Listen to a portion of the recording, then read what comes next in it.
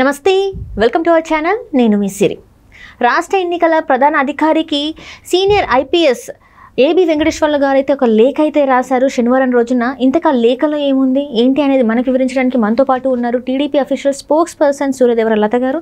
నమస్కారం మేడం. నమస్తే మేడం, ఇప్పుడు చూస్తున్నట్టయితే ఏబి వెంకటేశ్వర్లు గారు శనివారం రోజున ఎన్నికల ప్రధాన అధికారికి అయితే లేఖ రాశారు. క్యాట్ ఇచ్చిన ఏవైతే ఉందో దాని ప్రకారం తనకి పోస్టింగ్ ఇవ్వాలి అని చెప్పేసి అయితే తను ఆ లేఖలో రాయడం అనేది మనం చూసాము. అసలు ఎందుకు ఇంకా జ్ఞాపకం చేస్తున్నారు? ఎందుకంటే ఈ 31న తన రిటైర్మెంట్ ఉంది.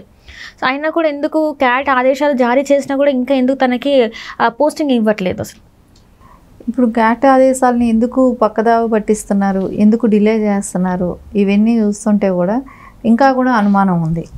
అంటే జగన్మోహన్ రెడ్డి ఇంకా కూడా ఏదైనా చేస్తున్నాడా?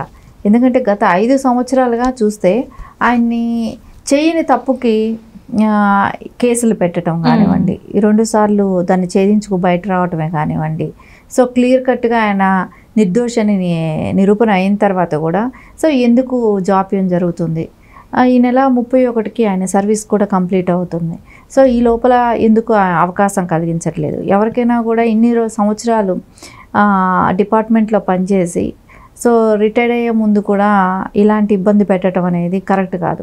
ఆయనకున్న సర్వీస్ను కూడా 5 ఏళ్ళు వేస్ట్ అయ్యింది. చేయనిది అది ఏదైనా ఒకవేళ తప్పు జరుగుంటే, ఒకవేళ అలాంటివి ఉంటే కూడా వేరే విధంగా ఉండేదేమో. కానీ చేయని తప్పుకి ఎక్విప్మెంట్సే లేవు, ఎక్కడి నుంచి ఎక్విప్మెంట్స్ వచ్చిన ఆధారాలు లేవు, కానీ కావాలనే ఇరికించటం, కావాలనే కేసు వేయటం. ఆయన ఎందుకంటే నెక్స్ట్ సీనియారిటీ ప్రకారం తీసుకుంటే ఆయన డీజీపీ అయ్యే అవకాశాలు ఉన్నాయి. సో ఆయన డీజీపీ అయితే వీళ్ళ ఆటలు సాగవు అని సో ఆయన్ని కేసులు పెట్టేసి సో ఆయన్ని ఆ కేసుల మూలాన ఒక 5 ఏళ్ళు వేస్ట్ చేయించి సో వీళ్ళకి ఆయన డీజీపీగా ఉంటే వీళ్ళకి కష్టం కాబట్టి వీళ్ళు చేసే అరాచకాలన్నిటికీ అడ్డుకట్టుగా ఉంటారు కాబట్టి ఆయన ఎందుకంటే సిన్సియర్ పోలీస్ డిపార్ట్మెంట్లో నుంచి సిన్సియర్ ఆఫీసర్గా ఆయనకు పేరు ఉంది. అలాంటి వ్యక్తిని పక్కకి నెట్టేసేదానికి చేసిన ప్రయత్నమే ఇది. ఇప్పుడు సిన్సియర్గా ఉండేవాళ్ళు ఉంటే వీళ్ళకి అడ్డంకే కదా. ఎందుకంటే వీళ్ళు చేసే దుర్మార్గాలే కానివ్వండి, వీళ్ళు ఎగ్జాంపుల్ తీసుకుంటే కోడికత్తి దగ్గర నుంచి తీసుకున్న అవన్నీ కూడా ఇన్వెస్టిగేషన్స్ జరగాల్సిన అవసరం ఉంది. కోడికత్తి కానివ్వండి, వివేక గారి హత్య కానివ్వండి, తర్వాత గులకరాయి, అంటే వాళ్ళ పర్సనల్వే ఇన్ని ఉన్నాయి. సో ఇవన్నీ కూడా బయట వస్తాయి. మళ్ళీ ఇంకా వీళ్ళు చేసే అరాచకాలు ఉన్నాయి, సో అవన్నీ బయట వస్తాయి. వీళ్ళు తెలుగుదేశం క్యాడర్స్ని ఎంతమందిని చంపారో ఇవన్నీ కూడా సరైన ఇన్వెస్టిగేషన్. కానీ ఇదేలాగా ప్రజలు మిస్సింగ్, అంటే మహిళలు 30,000 మంది మిస్సింగ్ అయ్యారు మహిళలు. సో అవన్నీ బయట వస్తాయి. ఇలాంటివన్నీ కూడా ఏవి బయట రాకూడదు అనే ఒక అలాంటి ఆలోచనలతోనే వాళ్ళు ఖచ్చితంగా ఈయనని పక్కకు పెట్టాలి, ఈయన డీజీపీ అయితే మనకు కష్టం అనే దానికి ఆయన్ని ఆ రకంగా ఇబ్బంది పెట్టడం జరిగింది. సరే, క్యాట్ ఇప్పుడు డెసిషన్ వచ్చింది. సో ఇప్పుడు కూడా ఎందుకు ఇలా జరుగుతుంది అంటే క్యాట్ ఆల్రెడీ చెప్పింది ఎలాంటి తప్పులు లేదు. అండ్ ఇంకొకటి ఏంటంటే తనకు రావాల్సిన ఏదైతే మొత్తం ఉందో అదంతా కూడా ఇన్ని సంవత్సరాలది మొత్తం చేసేసి ఇవ్వాలి అని చెప్పేసి, తను కూడా ఏదైతే మొత్తం మనీ ఉందో అది కూడా ఇవ్వాలి అని చెప్పేసి, అరియర్స్ కూడా ఇవ్వాలి అని చెప్పేసి చెప్పడం జరిగింది. ఆదేశం జారీ చేసింది. అయినా కూడా ఇంతవరకు ఆయనకి ఎలాంటి పోస్టింగ్ ఇవ్వలేదు. ఎందుకంటే చాలా సిన్సియర్గా వర్క్ చేశారని చూసాం. అండ్ ఇంకొకటి ఏంటంటే ఈ ఎలక్షన్స్ టైంలో కూడా తన ఫామ్ హౌస్లో ఉంటే కూడా కొంతమంది ఏంటంటే లేదు, తను టీడీపీ ఆఫీస్లో ఉండి ఎవరైతే పోలీసులు ఉన్నారో వాళ్ళకి ఇలా చేయండి అలా చేయండి అని చెప్పేసి ఆదేశాలు కూడా జారీ చేశారని చెప్పేసి కూడా వార్తలు వచ్చాయి. మరి ఇవన్నిటిని ఎలా చూడాలంటారు అసలు? అంటే వీళ్ళు చేసే పనులు అందరూ అవతలాళ్ళు కూడా అదే చేస్తారనే ఒక ఆలోచన.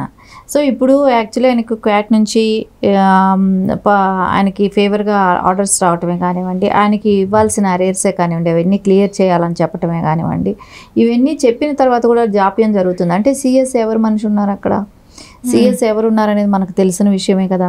జవహర్ రెడ్డి గారు ఎవరు చెప్పినట్టు వింటారు, జగన్మోహన్ రెడ్డి గారు ఏం చెప్తే ఆ ఆదేశాలు తూచా తప్పకుండా పాటిస్తారు. సో ఆయన ఆ ప్లేస్లో ఉన్నప్పుడు ఎలా మనకు న్యాయం జరుగుతుందని ఇక్కడ మనం ఎక్స్పెక్ట్ చేయగలుగుతాం? అది ఖచ్చితంగా జవహర్ రెడ్డి గారు ఇన్వాల్వ్మెంట్ కూడా దీనిలో ఉందనేది అనిపిస్తుంది. జవహర్ రెడ్డి గారు ఇప్పుడు ఆయన ఎవరి దగ్గర ఇవ్వాల్సింది ఆ ఫైల్ తీసుకెళ్ళి ఈజీ దగ్గర, అంటే ఇప్పుడు ఆపద్ధర్మ సీఎం అయినా ఆయన దగ్గరికి ఫైల్ ఎందుకు వెళ్ళింది? ఆయనకి అసలు సంబంధం లేని విషయం.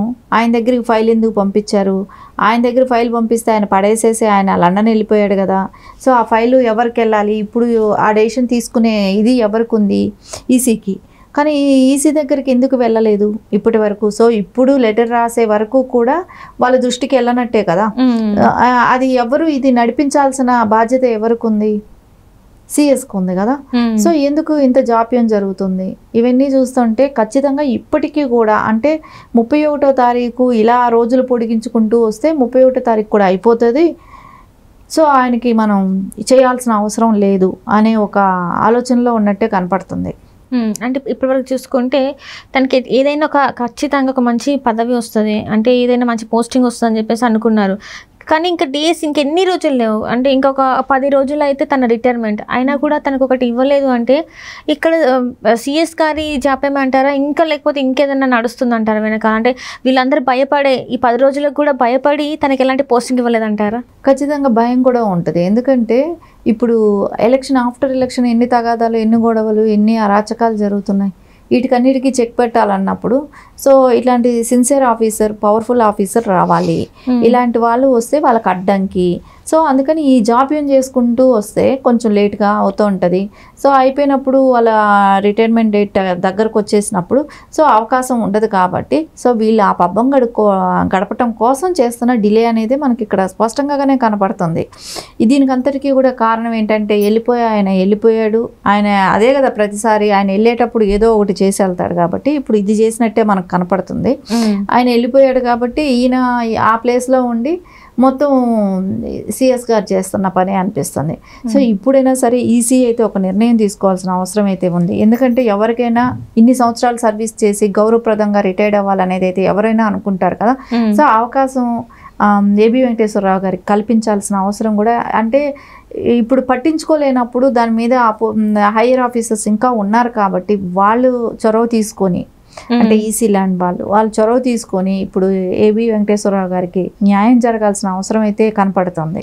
అంటే ఇదంతా కూడా తన కెరియర్కి ఒక మచ్చలాగా అయిపోయింది. ఎందుకంటే ఫస్ట్ నుంచి కూడా ఎలాంటిది లేకుండా సడన్గా ఇన్ని సంవత్సరాలు చెయ్యని తప్పుకి తను డ్యూటీలో ఉండకుండా బయట ఉండి తను కోర్ట్స్కి వెళ్తూ వస్తూ కూడా తను ఫైట్ చేశాడు.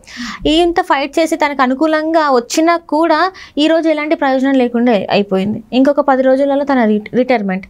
సో ఇప్పుడు ఇంకా మరి తనకి ఇంకా న్యాయం జరిగే అవకాశం ఉందంటారా? మరి 10 రోజుల కోసం ఏదైనా పోస్టింగ్ ఇచ్చే అవకాశం ఉందంటారా? ఖచ్చితంగా దీనిలో ఈసీ కలగజేసుకుంటే అవకాశం అయితే ఉంటుంది. వాళ్ళు కలగజేసుకుంటే ఇచ్చే అవకాశం అయితే ఉంటుంది. కానీ దీనంతా కలగజేసుకోవాల్సిన అవసరం కూడా ఈసీకి ఉంది. ఎందుకంటే ఆంధ్రప్రదేశ్లో ఎలాంటి దుర్మార్గం అనేది జరుగుతుంది అనేది అందరికీ తెలిసిన విషయం కాబట్టి ఖచ్చితంగా ఈసీ యాక్షన్ తీసుకోవాల్సిన అవసరం ఉంది. ఆయనకి కూడా ఏబి వెంకటేశ్వరరావు గారికి న్యాయం జరగాల్సిన అవసరం కూడా ఉంది. Right madam, right. Thank you so much madam. Thank you.